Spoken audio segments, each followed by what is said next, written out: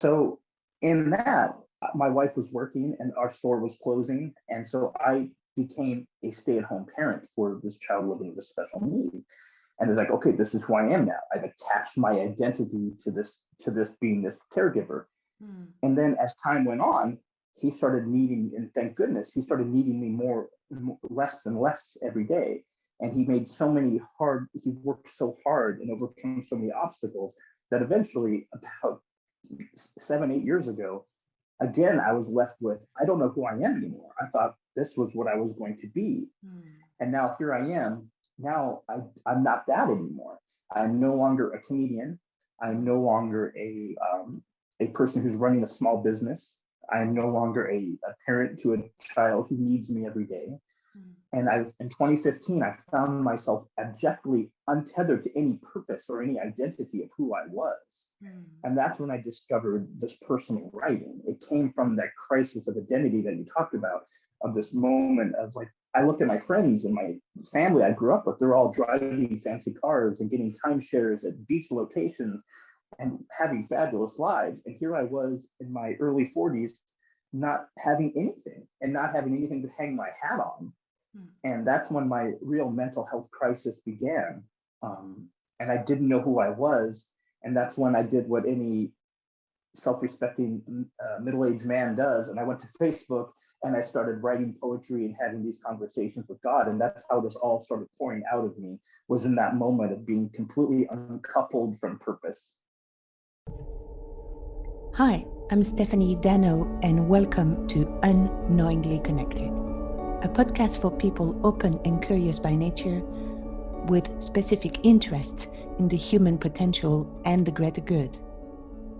Twice a month, I interview professionals who have gathered their diverse passions or gifts to be in service of human leadership.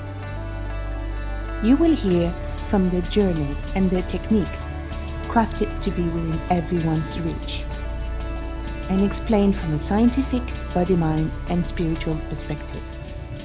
It's all connected, and we might not even know it. Hi, today I have the pleasure to talk to John Roedel. John is a poet, writer, and comedy improv who has shared his poetry on social media.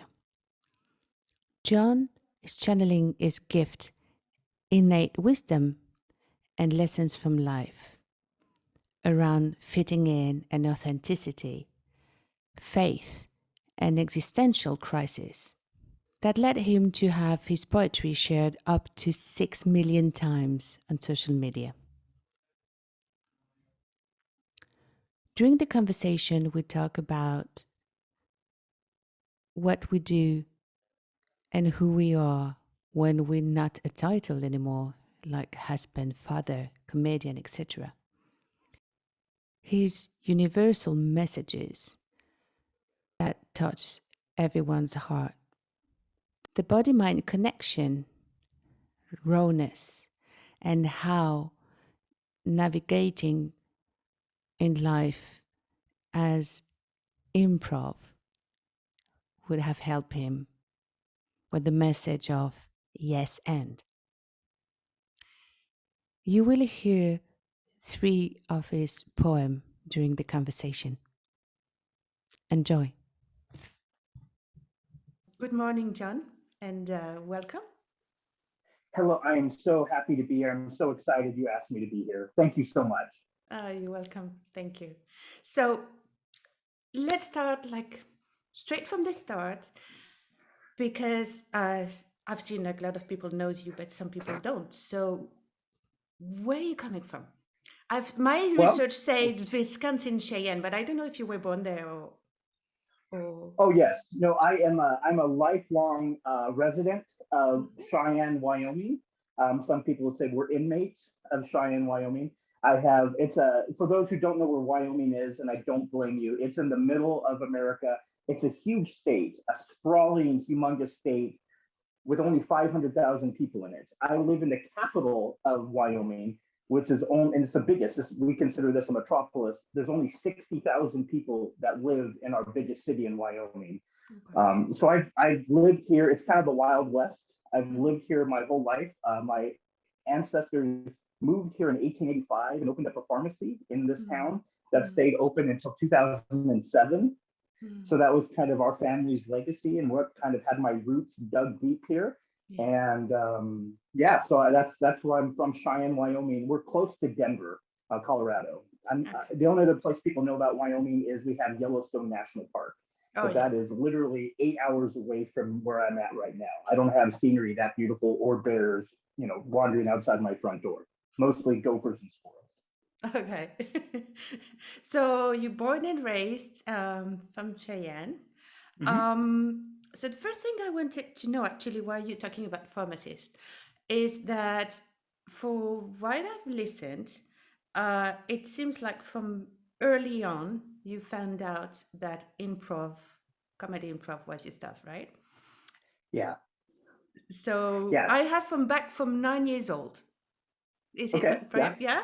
Am I Yeah. right? No, that's when I was a little kid. So my parents had me they were kind of older when they had me.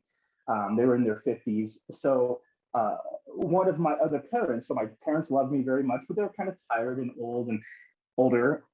When they had me, one of the other parents I had in the household was a TV set. And it helped raise me a little bit. I watched a lot of American TV growing up. And one of the things that I watched all the time was Saturday Night Live. And as a young child, I had this dream of I was going to be on Saturday Night Live, no matter what. It was going to be my life dream to make people laugh, because I grew up in a family. My dad was a pharmacist, very serious person. My brother is an electrical engineer, works for Xbox, very serious, analytical person. My mom worked at one point in a single room schoolhouse with a ruler and a very serious kind of strict school teacher. And then there was me, kind of the alien child that was born into this family. So I fell in love with TV and the idea of entertaining people and making people laugh. And so living in Cheyenne, Wyoming isn't necessarily a train to get you to be on Saturday Night Live or to become a professional comedian. But what I have done here is I've helped be part of a group that created improv comedy here in Cheyenne. We wrote and directed like 300 different shows. I've written a bunch of comedy sketches and things like that. And that was my first introduction years ago into writing, was just writing these funny little, sketches and little plays we would put on for the community. And so that's where that background comes from. Okay. And how is it for you to manage that dream, as you said, because your parents were like a little bit from the other side, I would say. Yeah. How is it for you? Growing up, when I was young, it didn't really bother me a lot because I was a little bit less concerned with what people thought of me. So when we would go to parties, and my parents, very 1980s parties, everyone was sitting there in their really colorful sweater vest and mingle and have drinks, and talk about their lives. I would get up on coffee tables and do impressions for people without any fear or whatever. My parents were mortified, absolutely, because they were very much of the impressions like it's better to be seen and not heard. Well, I was kind of breaking that mold. Yeah. And so I was like that through all my academic career. I went to school as mostly a chance to make people laugh at lunch. That was my favorite academic class, was going to lunch and trying to make people spit milk through their nose and try to make people laugh. And it wasn't until I got older, and interesting enough, I hadn't really thought about this in a long time. It was my junior year in college. And so I knew throughout my entire young life, I needed to kind of walk the path of like, okay, I'm going to go to college and this is what's expected of you and get a degree. But about my sophomore or junior year, I realized, you know what, I'm going to go to Chicago, and they have these second city kind of little groups you can kind of join, like the minor leagues, and then work your way up. And I remember I was in my dorm room and I was just practicing in my mind over and over how I was going to make that phone call to my dad and say, hey, I know this is going to seem like absolutely crazy, but I'm going to leave school for a little bit, and then I'm going to go to Chicago while I'm 22 years old, 21 years old. This is a perfect opportunity for me to go and to explore this dream. And I remember I called him on the phone I remember, I don't have a great memory, but I can remember everything about this conversation. I called him, and I remember being so nervous, and I practiced in the mirror. And then he answered the phone at this pharmacy, and I could tell he was busy. So I just was like, Dad, I need to just tell you something really quickly and get this out of the way. And then he said, actually, I have something I was going to call you about first, to tell you, if you mind, can I go first? And I said, sure. And he said they had discovered that he had had a pretty large tumor in his lung at that moment. And he asked if I would come back. I was in a town that's about 40 minutes away from where I live now and where my family lived, Laramie, Wyoming. And he asked if I would come back and kind of help take care of him and my mom, and then help work at the drugstore that our family still was running and things like that. So that was in that moment where I was at that crossroads of like, what could, and so either answer would have been right, but I chose to not tell him about that. And I chose just to come back to Cheyenne and start digging some roots in here. Yeah. And so then, you were helping them, right, as a in the pharmacy and so on. For how long have you been doing that? I did that from about 1997 through 2007 when it closed. Oh, so And I 10 was years. there. So I was there. My dad passed away about a year later. It was a pretty fast moving illness. So I was there for that. And then the store closed about 10 years after that. And then about 4 years after that, 3.5 years after that, my mom passed away. So during that span I came back, I was kind of like it felt like I was kind of a hospice nurse. I was helping my dad move on. And then I was helping our family drugstore, which was kind of our legacy in the small town. Anyone who knows our name, it was associated with this business. And so I was helping close that down. And then soon after that, I was helping my mom, in her final journey. So it was kind of a 14-year span of just helping close chapters in our family's life. Wow. And not doing what you were planning to do. Right. Yeah. Right. Yeah. Wow. So, wow, that's quite impressive because what I had in mind, when I ask you all that, is that it was already hard for you to, for what I understood, to not differentiate, but to try to follow what you really wanted to do. And by the time you were about to, then this happened, and then you had to postpone it like at least 10 years more. Right. Right. Yeah. And it was one of those, I don't regret any of those decisions. It led me to where I am now, but it definitely led me down a harder path than I would have ever imagined. When you're in your early 20s and teenage years, life for me was very easy. I thought I had a very easy childhood. I had a very easy upbringing. I had a very, if there's a video game, it was set to beginner.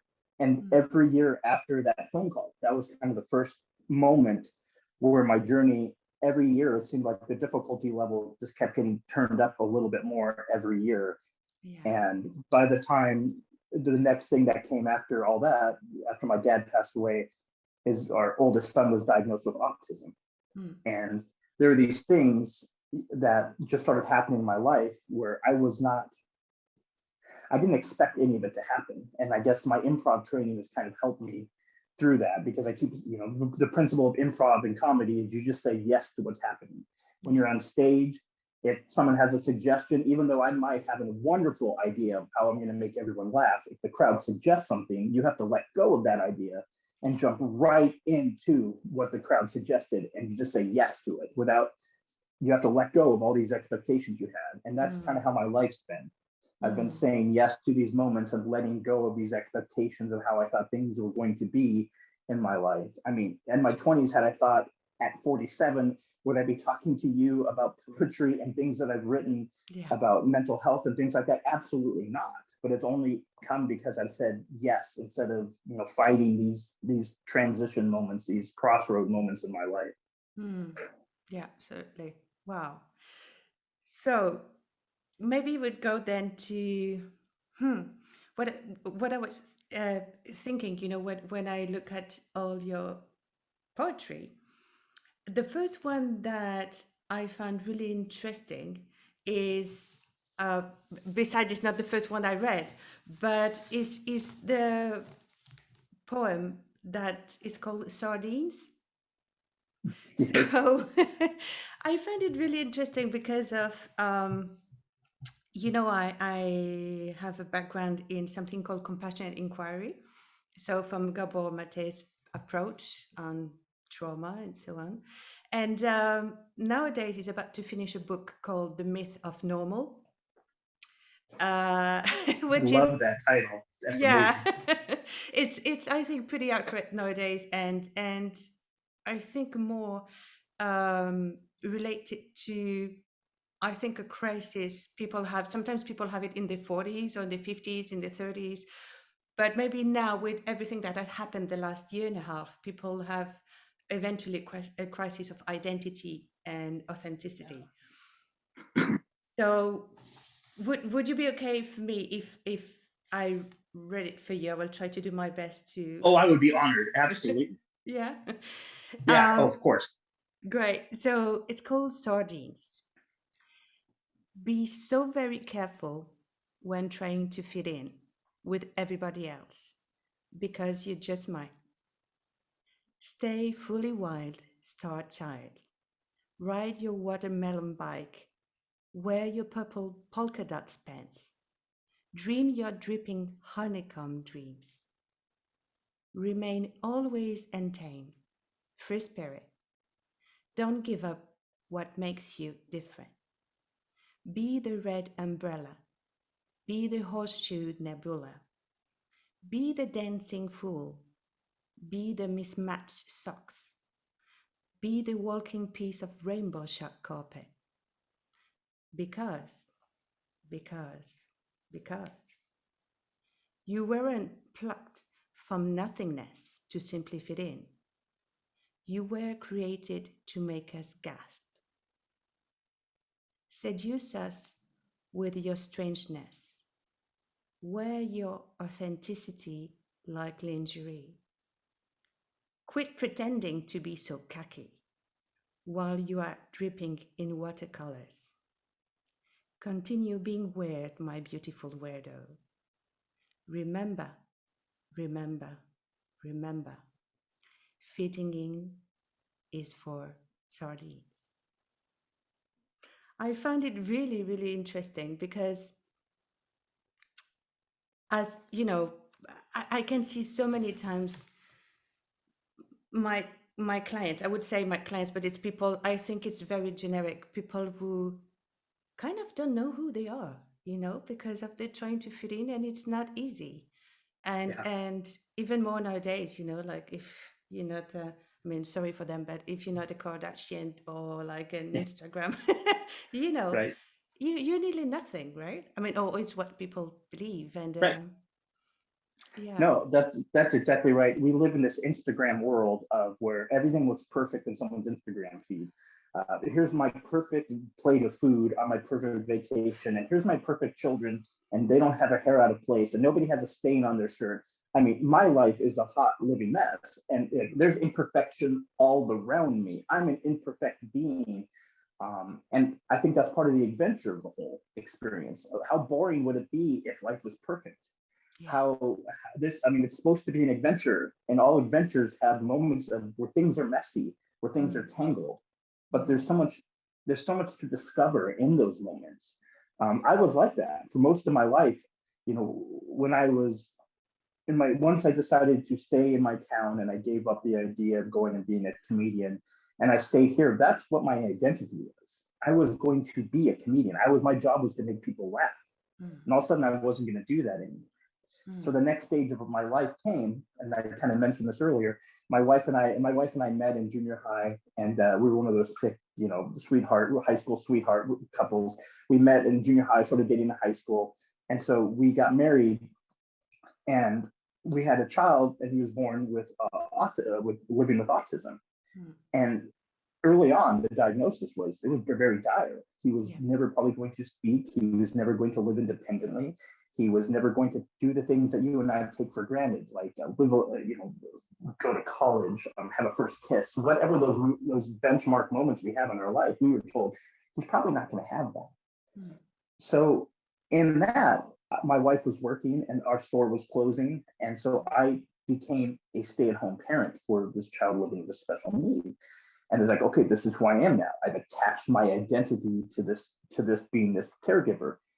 And then as time went on, he started needing, and thank goodness, he started needing me less and less every day.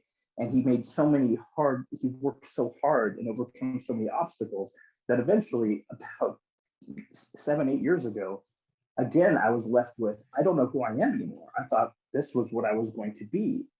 And now here I am. Now I'm not that anymore. I'm no longer a comedian. I'm no longer a person who's running a small business. I'm no longer a parent to a child who needs me every day. And in 2015, I found myself abjectly untethered to any purpose or any identity of who I was. And that's when I discovered this personal writing. It came from that crisis of identity that you talked about, of this moment of like, I look at my friends and my family I grew up with, they're all driving fancy cars and getting timeshares at beach locations and having fabulous lives. And here I was in my early 40s, not having anything and not having anything to hang my hat on. And that's when my real mental health crisis began. And I didn't know who I was. And that's when I did what any self-respecting middle-aged man does. And I went to Facebook and I started writing poetry and having these conversations with God. And that's how this all started pouring out of me, was in that moment of being completely uncoupled from purpose. Yeah. And yet for what I've listened to you is that you said that you started to write down on Facebook, but you said that even though you were about to maybe have friends would unfollow you, or maybe if you had no answer, you would keep going. Oh yeah. Well, early on, so at first, so I was born and raised Catholic. My family was very Catholic. I was raised in a Catholic. I went to church every weekend. Was a good boy. Followed all the rules. Did everything you're supposed to do. And so in that moment of like 2014, 2015, everyone told me growing up that, hey, when things get rough, just pray and just have faith that things will get better. Yeah. And that wasn't happening for me. I had done all this work that I thought I'd done all this credit in the bank of being a good little Catholic boy. And I was going to the well to start drawing water for all the stuff I needed help with. And I kept drawing up empty buckets. Like, the more I prayed, the less I felt. The more I went searching for, the less I found outside of me. And then I was like, okay, well, I'm not getting anything out of my faith life. What about self-help? And I buried myself into every self-help book I could find. 10 steps to a better me, 15, steps to a slimmer belly, anything I could find to feel better. And those they were like just gauzes on an open wound. They worked for about a day. And then the next day I felt again the way I was. So I went to Facebook thinking, I'm going to poke fun at all of this. I'm going to poke fun at my faith not being there for me. I'm going to poke fun at self-help because I was angry at every institution, because I felt these are things that I thought would help me later on in life when life got hard, and they're not. And so I went to Facebook and started having these conversations with God. And I should preface, I don't believe at all I'm some sort of evangelist or some sort of connected person to the divine. I don't know. I mean, if anyone were to meet me, they'd realize I'm kind of unimpressive. I leave my phone in the fridge every time I go and get something out of it. I'm not some sort of like spiritual guru. I am, a messy individual. But I started having these fake conversations with God about things like why I shouldn't wear skinny jeans or what was on TV the night before. And it was kind of supposed to be funny. I still wanted to make people laugh at the same time of like talking a little bit like, I don't know if I believe in God anymore. And the more I did that, my friends and family started showing up on Facebook, and they liked because they felt sympathy for me. And here's this 41-year-old man, doing something like this. And it was okay because I felt, I'm getting something. I felt like I was getting stuff out of my heart that I needed to pour out. Yeah. And at first it was funny and silly and just kind of benign. But every now and then I found myself adding something of my real life, something that I didn't even know I was feeling at the time, into these conversations. I remember once, and this was the first time I ever admitted it to myself, was when I was just typing it.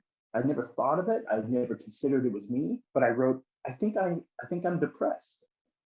And I sat there and I remember seeing the cursor blink, blink, blink, blink, blink after I typed it.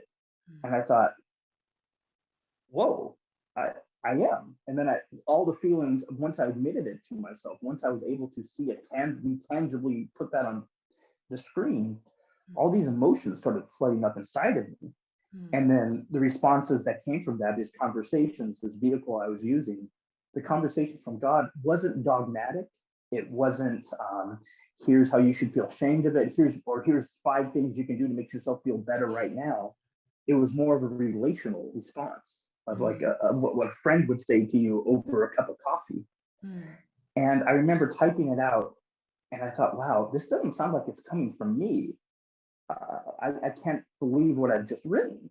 Mm. And it felt like I felt like, well, I could just delete this now and I will have felt better for it. Mm. But there was this compulsion, and it's probably in your passions and your projects, and you have this compulsion. It's like, I don't know why I'm doing this right now, but I knew I need to do this in this moment. I can't explain where this is coming from, Mm. but I have this feeling I need to just continue on. My finger hovered over the send button, and eventually I pressed send. And then I about wanted to go and throw up. But a few minutes later, it wasn't my friends and family responding or people in the small town I live in, because no one wants to hear someone they know is, it makes everyone a little uncomfortable. Yeah. But all of a sudden, it was strangers Mm. started responding and saying, you know what, I feel the same way. All of a sudden, it was people I'd never met before saying, you know what, I felt that too.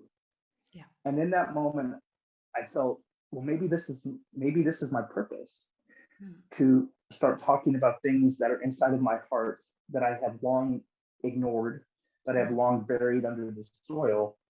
And maybe if I put words to these feelings I have, it will help 1 or 2 other people out there. And that's when that project started taking a much more serious tone. Yeah.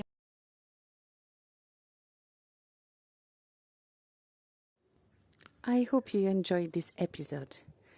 If you do, don't hesitate to subscribe to the podcast at unknowinglyconnected.com or any of your podcast app to follow the next episodes. As you will see, I'm doing my best to invite guests and share tools for you to see the human potential. So if you can, share it to your friends.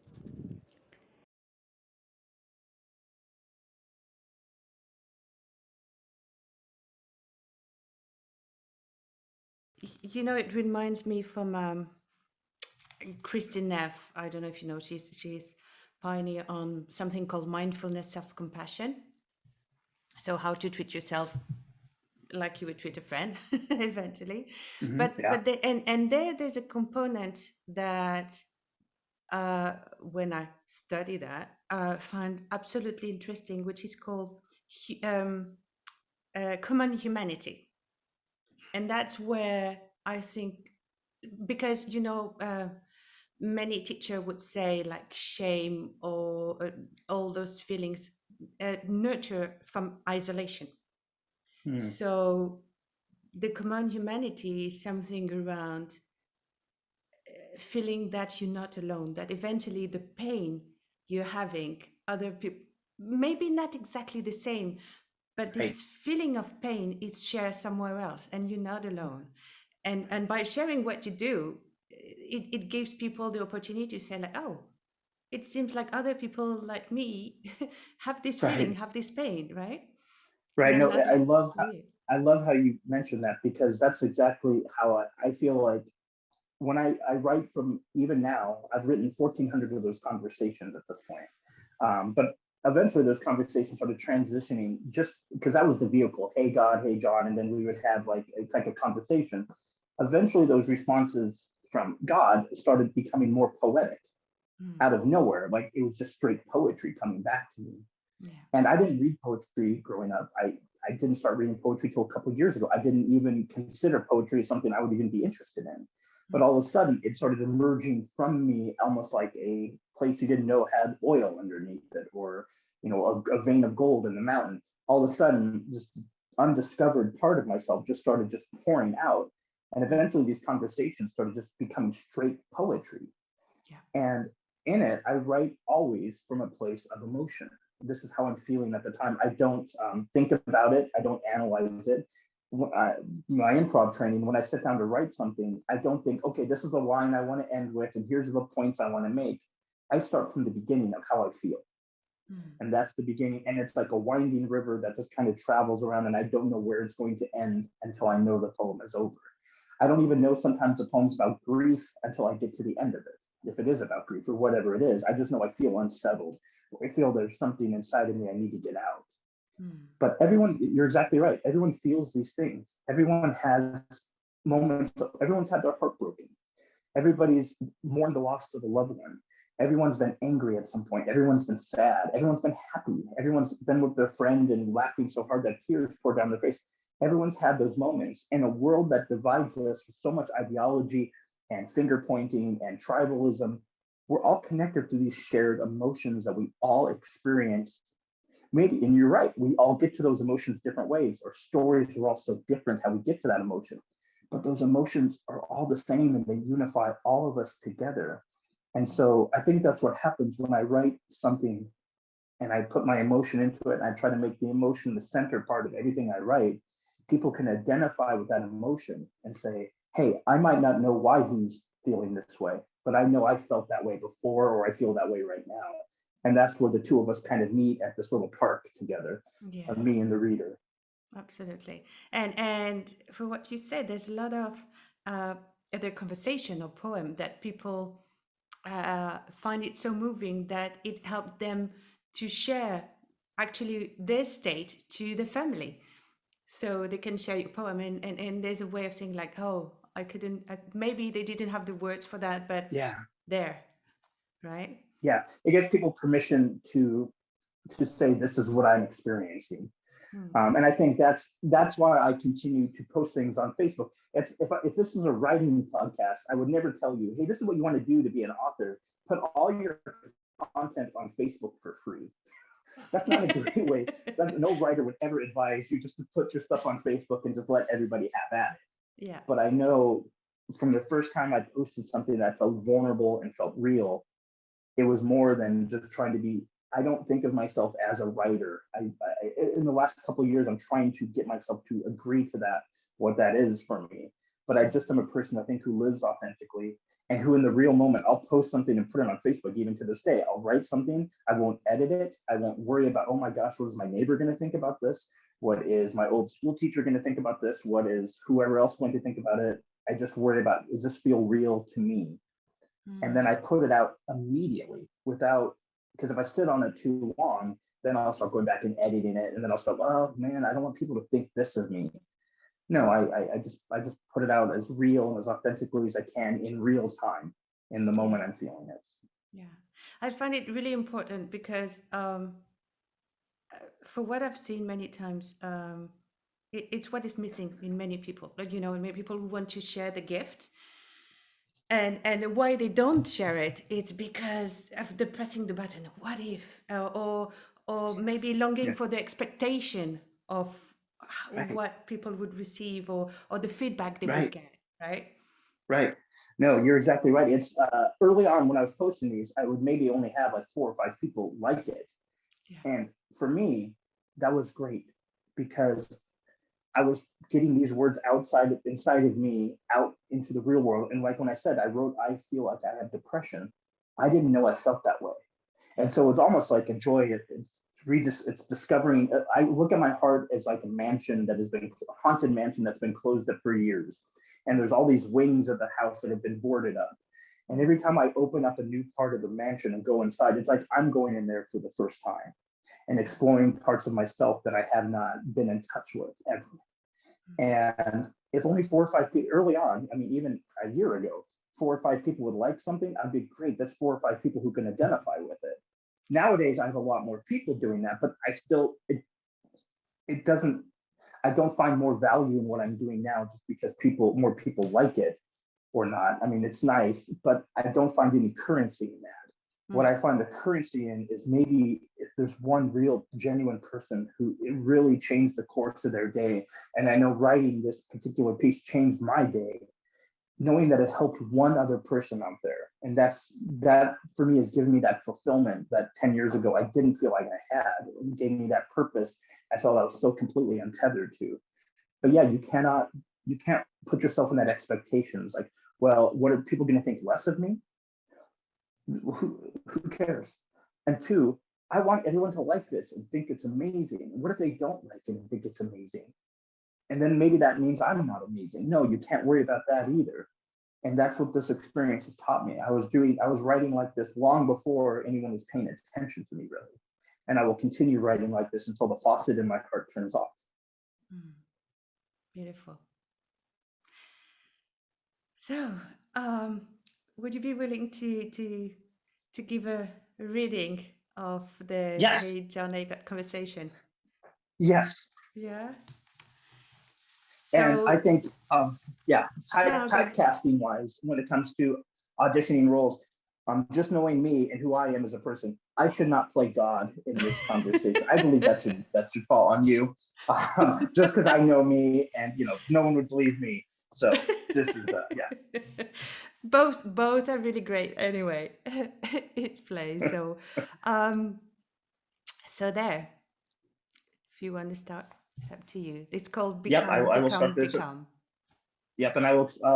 This one I wrote in 2017. Just in a whim. This is exactly how I felt in the moment when I wrote it.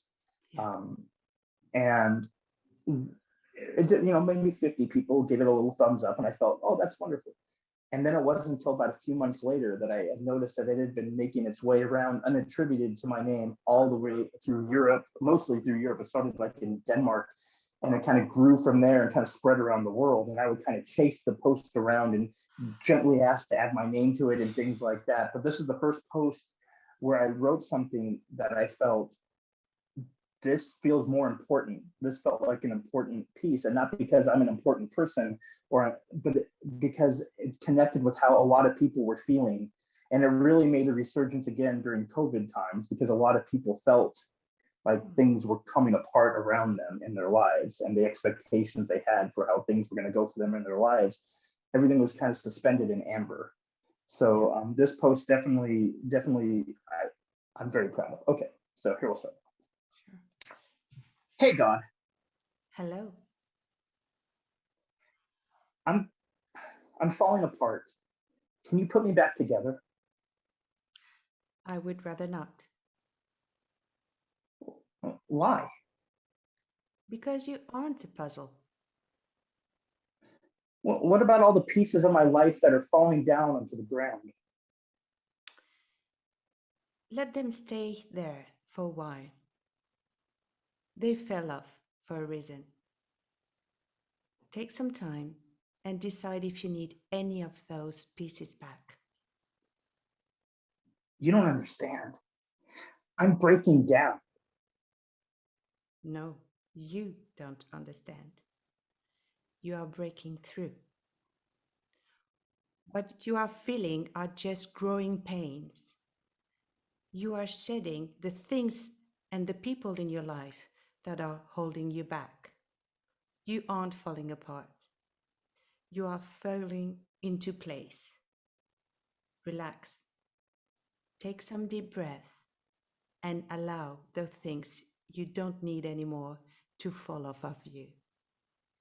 Quit holding on to the pieces that don't fit you anymore. Let them fall off. Let them go. Once I start doing that, what will be left of me? Only the very best pieces of you. I'm scared of changing. I keep telling you, you aren't changing. You are becoming. Becoming who? Becoming who I created you to be. A person of light and love and charity and hope and courage and joy and mercy and grace and compassion. I made you for more than the shallow pieces you have decided to adorn yourself with, that you cling to with such greed and fear. Let those things fall off of you. I love you. Don't change. Become. Become. Become who I made you to be. I'm going to keep telling you this until you remember it. Well, there goes another piece. Yep, let it be. What? So I'm not broken? Of course not. But you are breaking like the dawn. It's a new day. Become. You know, you make people cry with those ratings, right? Uh, I don't know, but you did an amazing job. Holy cow, that was amazing. It's a really beautiful one, and you know what I read this one, which by the way you shared, has been shared like 6 million times, which is amazing. Oh Uh, yeah, it's crazy. yeah, it seems like it really makes sense to a lot of people, but it made me think of two things. The first one was a story I've heard someday. Well, in that case, it was a rabbi, but was talking about the lobster. You know, when the lobster grow, they need to, like break the shell and eventually like create a new one, and that's not eventually easy. But you know, there, there Yeah, it is. And and the other thing is, it's also reminds me of sometimes when people go in therapy, there's a kind of U curve. And when they go down to the U curve is the most painful one. It's like, yeah, yeah, why for? Why should I, yeah, yeah, change and break all that? And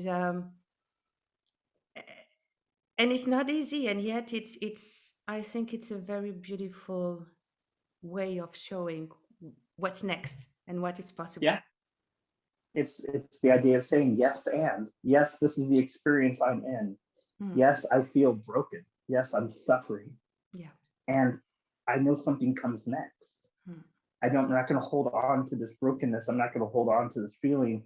It's hope. It's yes, I know this is happening to me. I know my life is not great. I know that I'm not feeling well. I know that people have let me down. I know that I might be in ruin.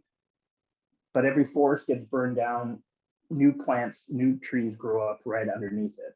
I know from experience, from being at rock bottom to being at places of really abject suffering, I know there's always an after to that. There's always an and. mm, And that's what this piece is about. And you're exactly right. With therapy, you have to go through all of those, walk through that terrifying forest, that terrifying maze where you feel lost and terrified. But there's another side to it. There's a way to get through it. And once you do, you can look back and you can say, I survived that. yeah. Look what I made my way through. And then you can become kind of a voice for other people who are in that moment. And that's what I try to do now. I try to be a voice for people who are in that maze, who are in that forest, who are lost, and say, if someone like me, a select like me, who leaves his phone in the fridge, who who's kind of a hot mess, if someone like me can survive this, you absolutely can. And it's like a movie. And you said with therapy, but in a good movie, there's that moment in the story. It's like this character's not going to make it. They're at the like everything's going wrong. Mm, They're like, and all of a sudden there's a plot twist that they didn't see coming, or something happens where they're able to find their way through it. mm, And they're usually stronger people on the other side of that challenge. They're stronger characters when they get through that storm. mm. And I really think that's true for us. And at the end of it, usually when we go through the crap and the muck and the awfulness, all those things that we had when we were putting around ourselves, like this is who I am, those don't matter anymore. Yeah. It's those relationships, like they might not matter anymore. They probably shouldn't have mattered in the first place. Mm, And you get through it and you realize, wait, the wind, the tempest, the storm blew all those unnecessarily leaves off of me. And this is who I am now. yeah, absolutely. And I was thinking, when you had this conversation, and I listened to some of the podcasts you've done, and you said like you didn't know where the God answer were coming from. Um, you know what? There's on many things I've studied like around personal development, but it's more like Mm-hmm. therapy and coaching and so on. We always go back from one way to another to something which is called, like some people call it like the inner leader or the self with a capital S or so on. So something that is really deep, that when you uncover all this, it's just truth, and truth for Yeah. us. So I think part of the work of many therapists in general is to help people get there, to it's not something that, as you say, like the 10th step of this is how, what you have to follow to be good, but it's Right. to help them go into this truth that is just belong to Yeah. them, right? Yeah. No, that's perfectly said. It's what it took me, and it seems like more people I talk to, it usually takes about 3 or 4 decades to figure this out. That a lot of the things I was searching for on the outside of me, a lot of this truth, a lot of this peace, a lot of this purpose, it was inside of me the whole time, and it was the last place I looked. Like it's my heart is like my pair of jeans where I'm looking for my set of keys, and I'm looking everywhere else, but it's in this pocket of my heart the whole time. And it wasn't until everything else was ruined around me that I started digging in there, and that's where I found, I think you're right, found that truth, found what works for me, and found what makes sense to me. And I don't say that as a way of like, oh, well, everyone should feel this way and everyone should do this. No, this is what worked for me. And it's the idea of like, just keep working for you to find out what it is for you. Like this was my path. This is my journey to get through my storm. Everyone's got their own way of getting through it, but be desperate. Yeah. Be open to saying, yes, there's something to the other side of this, and I'm going to keep fighting every day to figure that out. Absolutely, absolutely. So the last part, last part I wanted to talk about with you, and because I now from the last few years work on the embodiment work, so which is like the body mind relationship, and I think it's a poem that I hope when people are going to read it or listen to it, will share it, because it really makes so much sense for us to the ones who work with this somatic, with the body. It's really hard for them to explain why it matters. People are like, why does it matter? Like, it's just like, but everything is in my head. It's the one that was called The Anatomy of Peace, that you called before, like how to live with my body. Yeah. And so if it's okay, I would like to share it with everyone. So because it just makes sense for me it just explain the why it does matter. Right? So it's called The Anatomy of Peace. My brain and heart divorced a decade ago over who was to blame about how big of a mess I have become. Eventually, they couldn't be in the same room with each other. Now my head and heart share custody of me. I stay with my brain during the week, and my heart gets me on weekends. They never speak to one another. Instead, they give me the same note to pass to each other every week. And their notes they send to one another always say the same thing. This is all your fault. On Sundays, my heart complains about how my head has let me down in the past. And on Wednesdays, my head lists all the times my heart has screwed things up for me in the future. They blame each other for the state of my life. There have been a lot of yelling and crying. So lately, I've been spending a lot of time with my gut, who serves as my unofficial therapist. Most nights, I sneak out of the window in my rib cage and slide down my spine and collapse on my gut's plush leather chair that's always open for me. And I just sit until the sun comes up. Last evening, my gut asked me if I was having a hard time being caught between my heart and my head. I nodded. I said I didn't know if I could live with either of them anymore. My heart is always sad about something that happened yesterday, while my head is always worried about something that may happen tomorrow, I lamented. My gut squeezed my hand. I just can't live with my mistakes of the past or my anxiety about the future, I sighed. My gut smiled and said, in that case, you should go stay with your lungs for a while. I was confused. The look on my face gave it away. If you are exhausted about your heart's obsession with the fixed past and your mind's focused on the uncertain future, your lungs are the perfect place for you. There is no yesterday in your lungs. There is no tomorrow there either. There is only now there, is only inhaled there, is only exhaled there, is only this moment. There's only breath. And in that breath, you can rest while your heart and head work their relationship out. This morning, while my brain was busy reading tea leaves, and while my heart was staring at old photographs, I packed a little bag and walked to the door of my lungs.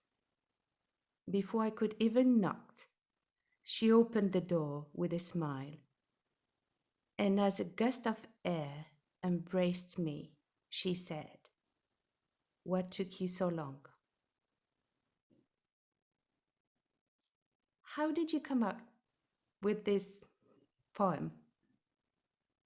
Uh, I would like to say that I was sitting in like this tranquil garden and I saw a rainbow and like a dove landed on my shoulder and I had this transcendental moment. But really what happened was I had about 20 minutes to pick my wife up from work and I was having one of those days where I knew something was weighing on me and I was uncomfortable and I couldn't figure out why. And this is perfectly fits back to what I was talking about before. I didn't know what was happening. I knew I was stressed and I was anxious and I felt like I was having a minor panic attack.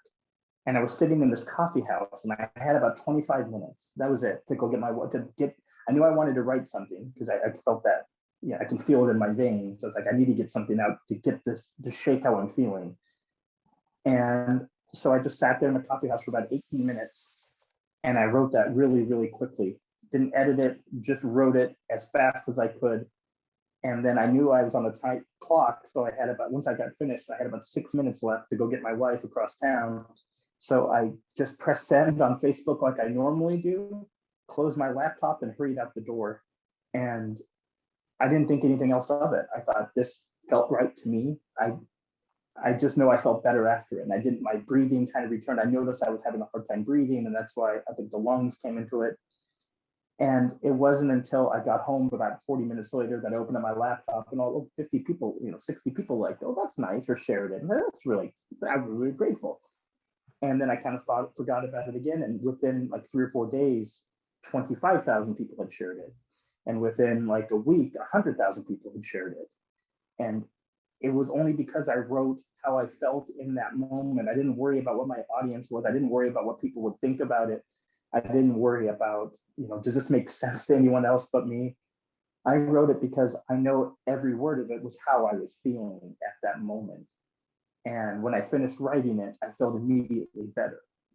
And so I was so honored and grateful that when people read it, and I received so many wonderful messages from people who have said that helped them through their own panic attack or their own moment of just, because we all forget it. And your work, we all forget to breathe. Oh boy. That's the one thing, again, it's the one universal thing we all have to do. We all have to breathe. And it becomes the last thing we think about. Yeah. And to hear that it's helped so many people through, just in that moment, give them a 10-minute reprieve from whatever's going on in their heart. I'm very honored and grateful that people have read it with such kind eyes. Yeah. And thank you, by the way, because as I said,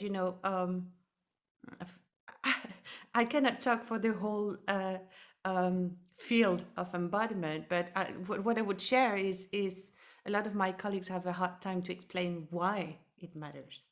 You know, from society, if we say like, okay, breathe, and like, hey, why? Or why should I listen to my gut? I have like mental problems. And Right. yeah, Right. so it was, I think it helps us get breathing is the most present thing we can do in the moment. I can't control how badly I messed up yesterday. And I make mistakes every day. I make cataclysmic mistakes every day. I have teenage children who will remind me every day of all the mistakes I make.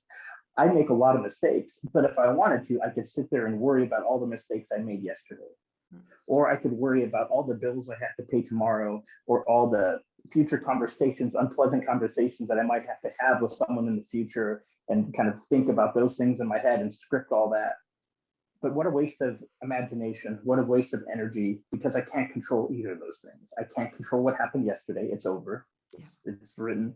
I can't at all prepare what's going to happen for tomorrow. As a person who does improv, and had my life had so many crazy changes, I should know better. I can't control what's going to happen tomorrow. What I can control is this moment, this moment where I can breathe and I can be aware of all the miracles I'm surrounded by. And that's why writing helps too, because it slows my brain down and I can be in the moment. I'm just me and the page and me and my feelings. And in that, I've learned that there's so many miracles just surrounding me that I've never really paid attention to before, because I'm always in the past or always in the future. But when you focus on your breath and you're right there in the moment, in this conversation you and I are having, there's nothing else. There's just this. And how amazing is that? We're on this wobbly planet in the middle of an ever-expanding universe. What a crazy experience this is. We're all find ourselves on this planet together. Who knows? We have thousands of theories how we all got here. It's such an adventure to be on, and we can lose sight of all of that because we're killing ourselves for mistakes of yesterday, or tracing our hand over scars we've given ourselves and being like, oh, that's who I am, or we're worried about everything that will happen tomorrow. No, right now, this moment is what we control. This breathing, how we treat someone, things like that in this moment is everything. yeah, absolutely. So, John, can't believe the time has just flew off. Yeah. It's so quick. Yes. So, before we close, this first of all, if that's okay with you, there's a poem I would like to share from someone I know, which is Okay. also related to a little bit to what you do. So, in case you don't know, I'm just going to share my screen for you for a minute. Okay.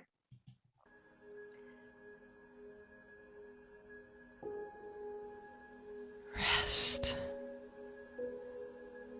now. Let the weight you run from every day now draw you down.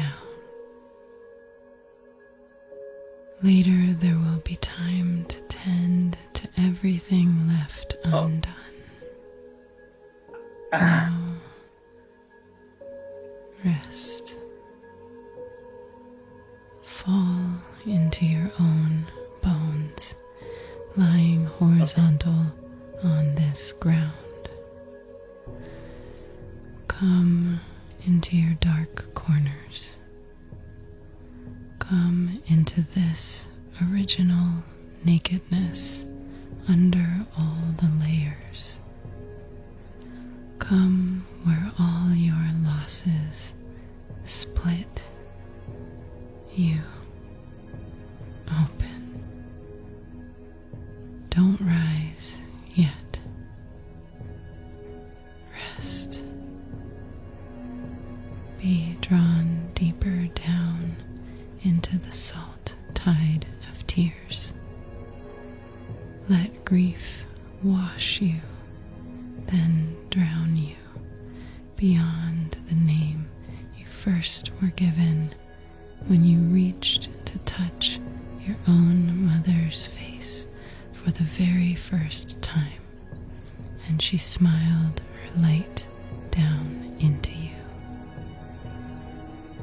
Now reach those same fingers for the face of infinity, so that opening your eyes, you will know the one dreaming is pleased with you, that everything seen is yourself, and that now is the time to rise wholehearted into the work, aching to be animated by precisely you.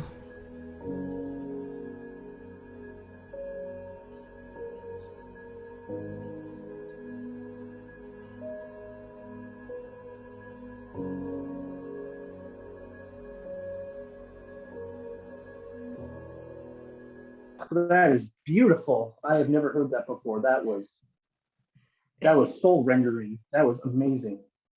So this is Brooke McNamara. So she's a poet, a dance theater artist, but she's also a Zen priest, and she's living close to you. She's living in Boulder, which is Oh not so wow. far. Yeah, Oh she's wow. like an hour and No, a it's only half. about an hour and a half away. Yeah, Yeah. absolutely. And guess what? She has a message for you. So Oh if no. you're willing, I'm going to share it another time my screen and see if you can listen to it. Hello, John. My name's Brooke McNamara, and it's so nice to meet you in this beautiful, funny way. So I want to say thank you to Stephanie also for this invitation. I am a poet and ordained Zen monk and mama living in Boulder, Colorado, so we're not far from each other. I see you're in Cheyenne, Wyoming. And I cannot believe that I haven't seen your work until now. And I'm so grateful that I just did. Just going through my to-do list, and I have this video to make and your work to get to know before making this video. And here I am in tears. Well, I just was reading just 3 of your poems. So that's my favorite thing about poetry, is that it can cut right through so much that can be between us and or seem to be between us and seem to be between myself and reality. It just creates such intimacy. So thank you for your work, because I just got a zap of of intimacy. I can feel the rawness and the humanity and the deep love and the divinity and the heart and the faith, as well as the great doubt. I can feel all of that in just 3 of your poems, and so I'm very moved, and I'm also very honored to get to say hello, and I really do hope our paths cross in some form, virtually or in person, and thank you for the work that you're doing, and I can't wait to revel in it some more. So thank you for being on the planet, and we'll connect more soon. Thank you, Stephanie. There you go. That I'm overwhelmed. That was overwhelming. Thank you for connecting those dots. Thank you for introducing me. I found her poem to be spectacular and moving, and everything that I try to tap into as well, Brooke. So I'm overwhelmed. Thank you so much. That's all I can. I'm just grateful for that. That was one of the most amazing experiences I've ever had. You're welcome. Okay. I hope you connect. I really do. I really Yeah, do. no, if not, I will definitely, because I want to know more of her work as well. That was amazing. Yeah, I know we're at the end. I just want to say I'm a better person for have been part of this podcast with you today. So I'm so honored Oh, and thank you. grateful. Thank you very much, John. Before we leave, I just wanted to add, one thing, if you can. I'm sure you've shared a lot already, but Yeah. I usually ask this to my guests is, if you had one wish for the people who are gonna listen this, what would that be? This is it. And I've never really thought of, yeah, no one's ever asked me that question. I think it's this: be so kind to yourself. Be kind to yourself.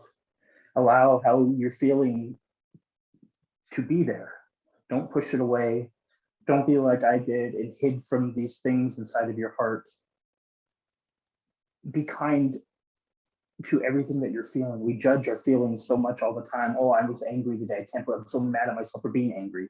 Or I'm mad at myself for still grieving the loss of even a pet or a loved one like years later. And we shame ourselves for how we feel or how mistakes we've made.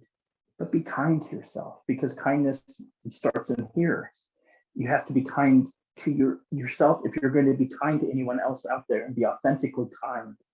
You have to treat your life as a singular event that you were created, and how knows how any of this happened, but here we are, and your life is a singular event in the cosmos. There'll be nothing else like you ever again. You're unique, you're beautiful, you're a work of art, whether through science or accident or divine intervention or how any of it works, I don't know. You're here now, and be kind to this miracle of your life.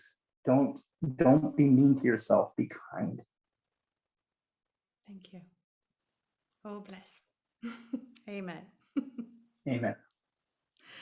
Thank you very much, John, for spending some time with us.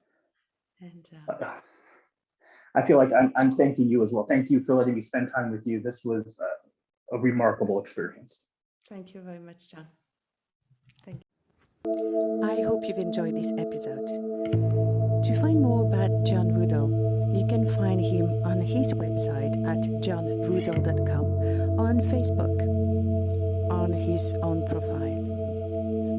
For us, you can find Unknowingly Connected on our website, unknowinglyconnected.com, or through the YouTube channel of Unknowingly Connected, or on your podcast app. And that's it for today. And don't forget, it's all connected, and we might not even know it. See you soon.